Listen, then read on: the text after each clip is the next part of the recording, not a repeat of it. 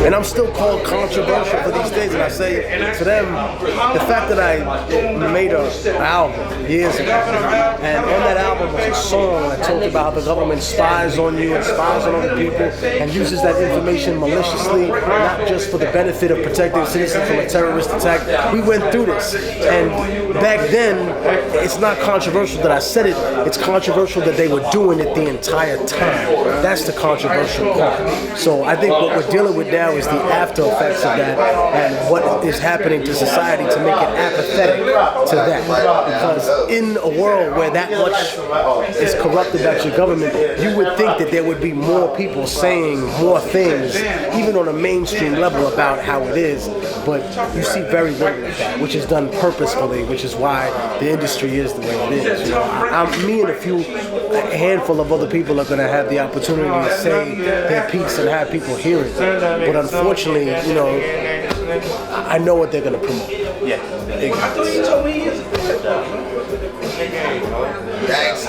You want to briefly share some of your insight that you moved out of Afghanistan with from over time, you know, being on the ground out there? Well, first let me say, I went out there with OMEID International, OMEID.org, and they were the people that facilitated the visa by connecting me with the right people and making sure that, you know, I crossed my T's and dotted my I's and had everything done the right way, so when I got to the border there would be no difficulty. But right from when I got there, you know, the airport was locked down. There had been threats against certain individuals there. Because for people that don't know, the Karzai regime that controls Afghanistan is one of various political factions, or what sometimes people would deem as warlords. Only that his particular role during the Mujahideen struggle was to be more of a financier, an actual commander or a general. So I think that there are people who looked at him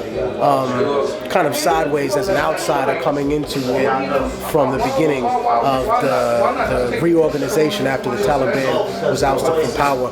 But a lot of people are definitely, well, they're definitely disenchanted with him. I would say that much, the people that I've met. I can't speak specifically to what deal he's worked out with whoever, but I will say that if your brother's caught in an airport in Dubai with, you know, over $50 million in a suitcase and makes a call to the CIA and he gets out, this isn't news, this isn't a conspiracy, this was on Fox, my nigga, you know what I mean? It was on CNN. Like, people laugh about how corrupt it is, and I think that's the place where we are at, ironically, in this country, where, you know what I mean, where you laugh about how corrupt it is, you know? People say, oh, well, this person is conscious. Well, consciousness doesn't imply that you're going to do nothing about it. You know, if I say politics is corrupt, we all laugh in this room and agree to that. But the reality is that who's going to take the initiative to go down to Ray Kelly's office and boo him every time he comes out for putting those laws into place and for defending it? You know what I mean? Who's going to come out and say, hey, you know, we had to call out the mayor and say, hey, listen, we know you circumvented democracy for as much as you talk about it when you got a third term. You had people that back you for doing that, and so that you could make yourself ironic, you know, and of course, God forbid we accuse anybody of using their position to aggrandize themselves. You know what I mean? A mayor who came in with, you know, $3 billion and is now leaving almost $20 billion. Like, come on, dude. You know, this ain't hurt you. It ain't hurt you to be mayor of New York, homie. But it hurt us for you to put the stop and frisks on because you thought it would be good to strain relationships even further between a police department, which is becoming a military entity, and the Latino and African American communities. I mean, that's exactly, if you can imagine that to like the 100th power, that's what people have to live with out there, you know what I mean? A checkpoint. But at the same time, you know, you'll find areas where people are completely drawn away from everything that exists in the bustle of like a Kabul or a Kandahar. When you go out there, and I thought another thing that struck me about that was how racially diverse it really was. Like, you find people in the north that they look like they from Italy, like white as hell, and you find people that are more Pashtun, darker skin, more close to the border of of India, of Pakistan, who would definitely have been mixed with the ethnicities of those people for years. And then you go more to the west, and you'll find more Asiatic people. There's beautiful diversity in that culture. And I think, something else was also that even when I describe like New York and its intricate politics and things like that, you'll see people discuss the same thing out there. Everybody really has their mind on like, I wonder what the hell else is going to happen on this now. You know what I mean? Once America finally decides to pull out, we are going to have to deal with this situation here with remnants from the Taliban that's in Pakistan. And, I think it's tough to imagine. So the Taliban threat is real. Like, they say that Al-Qaeda is... Right, but I think you have to understand, looking at it from their perspective, I think that it's different. Like, people say what Taliban is what a label somebody puts on you when they want you to be gone politically as well. Because that's interesting as well. Not to say that I agree with their ideology in any way, shape, or form. Extreme versions of all religious practices are detrimental to that faith in itself. You know what I mean? If you're going to be a zealot about things, then you're obviously going to lose a large majority of the people that aren't going to believe in that, or you're going to move hundreds of thousands of people away from you. Or if you have the ability to radicalize that force, then what? You radicalize people and you move them towards aggression, towards action.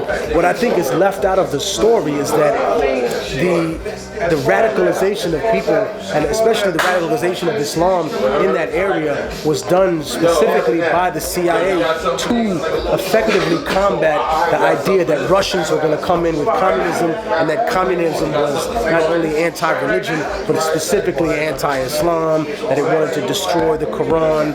And now, when those things were taken literally by people there, they said, no, we'll fight to the death against this.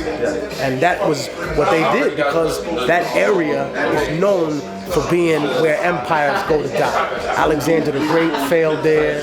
He was turned back. The British Empire, if people want to read history, went there. They were thrown out. They tried to come back. They were thrown out again. The Russians have failed. Other people have tried to come. India has tried to come. Goodbye. And now I guess it's America's turn. So we're doing what we can, and God bless all the people out there that don't want to be there. I know they want to be back here, and that's probably where they should be. You know what I mean? And then God bless the people out there that are trying to get their lives together. So it's been good building with you. Thank you, man. I appreciate that. We're here, Harlem, baby. One more thing before we do. Can you give me an assessment of the relationship and community of Latinos and African Americans across the 50 states? From your assessment, do you see more of a commonality coming together amongst, common lines? I think it depends on what region we're talking about. In places like, the Mid-Atlantic, where there have been traditionally lots of Latino immigrants, but now there's more of an influx. I think when you have a new gigantic group of people from anywhere, there's going to be some sort of conflict and there's going to be a discrepancy. But you can see that here in New York, for example. Remember when people were coming, there was a great migration to Jamaica from Africa, and there's still issues with them here among the African American community. So you'll see less of that in the Latino community, but at the same time, the influx of immigrants does have an interesting effect, because here come people who are brought by this country to be a workforce for something. And you have individuals from a community who were once upon a time forced to come here to be the workforce, and then integrated, as Dr. Martin Luther King said to Harry Belafonte, integrated into a burning house, which was the terminology that he used. He said he feared he was integrating his people into a burning house. And unfortunately, the immigrants that have come here to try and put out fires in places in this goddamn burning house and try to keep people fed, and they've been demonized for it. And I think that the commonality is definitely building, and I see a lot more people that are in the black community that understand that they've been purposefully lied to and purposefully made to blame immigrants by people that have never had their interests in mind. Because if you want to know where somebody's coming from, all you got to hear is where it's coming from, and not to say that the Democrats have been the friend of black people just because they have their version of Caesar up there that happens to look like someone amongst our people. But then take the Republican side. They're the ones that are feeding you the information. They're the truth bringers to the black community to come tell you that these evil immigrants are coming to take your job. I'll give you a brief example before we get out of here. I'll leave it with that. There was a conflict one time in a program I did for at-risk youth between people from different Caribbean islands, Jamaicans and Dominicans and Haitians. And I sat them down and I told them a story. And I said, listen, the man who founded Pennsylvania, his father was an admiral and a privateer in the British Navy. But he broke off, like I said, as a privateer. And in order to do that, he had to have a letter because he was getting money that the crown had financed his operation. So he had to give a percentage back. So he decided to lay siege to the island of Hispaniola. And what he did was that he attacked Santo Domingo, which is present-day Dominican Republic. And what he did was essentially is that he came in too fast and got his flagship too close, and it was sunk by fire. So his flagship was sunk, and he says, I can't go back to the crown empty-handed. They're going to throw me in jail or some Christopher Columbus shit. Like, I can't be done raping and pillaging, you know what I mean, and not bring back nothing to the king and queen who sponsor the raping and pillaging, but sit with their nice, clean gloves away from all the violence. So he says, I'm going to attack the weakest port in the entire Spanish area. Spanish Caribbean weakest port at that time was called Santiago de la Vega. So he attacked it, but all he found there were no riches, but tens of thousands of newly imported African slaves. And so he said, instead of this English, instead of the Spanish language that you learn now, we're going to teach you English. And we're going to change the name of this place from Santiago de la Vega to Port Royal. So I said, that's the difference in between how you niggas are sitting here arguing amongst each other. Because if he had been successful, the father of the man who founded Pennsylvania, and he had taken it, one instead of the other, then all you Dominican niggas would be speaking English, and all you Jamaican niggas would be speaking Spanish. And that's how much y'all niggas is fighting over. That's what y'all fighting over. There's more important shit to do, my nigga. Let's get it together, people.